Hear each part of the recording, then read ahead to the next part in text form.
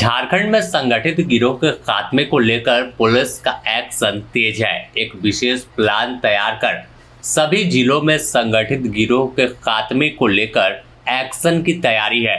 इस एक्शन के डर से अब संगठित गिरोह में खौफ पैदा हो गया। इसी का नतीजा है कि पलामू का डॉन डब्लू सिंह अचानक थाना पहुंच गया और जो 8 सालों से फरार चल रहा था उसने पुलिस के समक्ष पहुंचकर सरेंडर कर दिया। जी हां, देर रात का मामला है जब अचानक टाउन थाना में डब्लू सिंह पहुंचता है और उसके बाद वह चिल्लाता है सरेंडर सरेंडर। ऐसा सुनकर तमाम पुलिसकर्मी और पुलिस अधिकारी वहां चौंक जाते हैं, लेकिन जब देखा तो सामने कुख्यात डॉन डब्लू सिंह खड़ा था और वह इस तरह से बता रहा था कि वह आत्मसमर्पण करने आया है।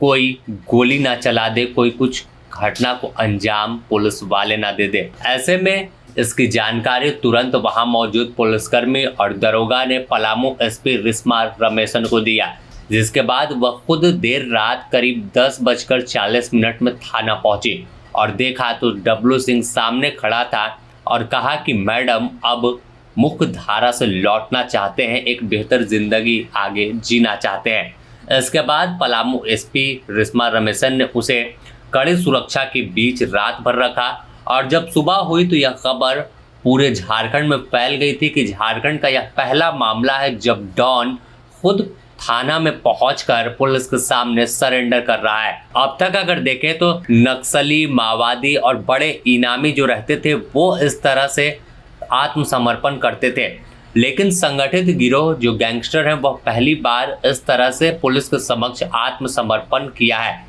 इसका नतीजा साफ है कि पलामू में अपराध की घटनाओं में कमी आएगी। इस पूरे मामले पर खुद पलामू एसपी रिस्मा रमेशन ने जानकारी दी। क्या कुछ कह रही है वो आप खुद सुनिए। कि झारखंड सरकार के जो ज़ीरो टॉलरेंस पॉलिसी है अपराध के खिलाफ और साथ में डीजीपी सर झारखंड के निर्देशानुसार जो लगातार पलामू जिला में नक्सल के खिलाफ और संगठित अपराध के खिलाफ जो कार्रवाई हम लोगों के द्वारा किया जा रहा था उससे प्रभावित होकर और उसे दबिश में जो पिछले 7 साल से फरार अपराधकर्मी डब्लू सिंह और गौतम सिंह जो मूल रूप से फुलांग लसलीगंज थाना लसलीगंज के अंतर्गत रहने वाला है, वो कल दिनांक 17 तारीख को रात के 10:30 बजे मेरे समक्ष में शहर थाना अंतर्गत जो है सरेंडर किया है। ये पहली बार है। हम लोग हमेशा देखते हैं कि नक्सल के टॉप कमांडर्स या जो नक्सलिज्म से जुड़े हुए लोग हैं वो लोग सरेंडर करते हैं, बट ये पहली बार है कि संगठित अपराध से रिलेटेड एक शख्स या एक टाइम पे एक पूरे गैंग को चलाने वाले जो उनका टॉप लीडर है वो पुलिस के समक्ष जो है सरेंडर किया है। बहुत बार ये लोग जेल जा चुके हैं ऐसे बहुत सारे अपराधकर्मी, बट यूजुअली जो है न्यायालय के सामने जो है आत्मसमर्पण करते हैं। बट जो सरकार के पॉलिसी है और झारखंड पुलिस और पलामू पुलिस के जो कार्यशैली है उससे प्रभावित होकर जो है गौतम सिंह कल सरेंडर किया है। वो अपराध की दुनिया में लगभग पिछले 20 साल से जो है चर्चित नाम है पलामू में। 2005 से लेके 2021 तक लगभग पलामू, गढ़वा, लातेहार, रांची और अन्य जिला मिलके 37 केसेस इसके खिलाफ में रजिस्टर्ड है, जिसमें 4 केसेस शहर थाना का 2020 का और 2021 का कुल 4 केसेस में ये वंचित है। और 2014 में लातेहार से जेल गया था। उसके बाद 2018 में देवघर से जब जेल से बाहर निकला था तब से जो है ये फरार चल रहा था। बता दें कि इस पर करीब 37 मुकदमे अलग अलग थानों में दर्ज थे और पलामू ही नहीं, पलामू, गढ़वा, लातेहार, चतरा, हजारीबाग, रांची, जमशेदपुर, रामगढ़ और लातेहार जैसे अलग अलग जिलों में कई बार संगीन मामले इसके खिलाफ दर्ज हुए हैं। लातेहार से बीते 2018 में यह गिरफ्तार हुआ था और जेल गया था, लेकिन बाद में इसे बेल मिला और फिर उसके बाद से इसकी कोई जानकारी नहीं थी कि यह कहाँ गया। पुलिस लगातार तलाश कर रही थी लेकिन कहीं कोई सुराग नहीं मिला। यह वही डब्लू सिंह है जिसने 2020 में जून के महीने में डाल्टनगंज के गैंगस्टर कुणाल सिंह की हत्या कर दी थी। दिन दहाड़े गोली मारी गई थी और उसके बाद नाम सामने आया था कि इस पूरे वारदात के पीछे डब्लू सिंह का गिरोह सामने है। इसके बाद तो पलामू में इसका नेटवर्क और दबदबा और भी ज़्यादा बढ़ गया था।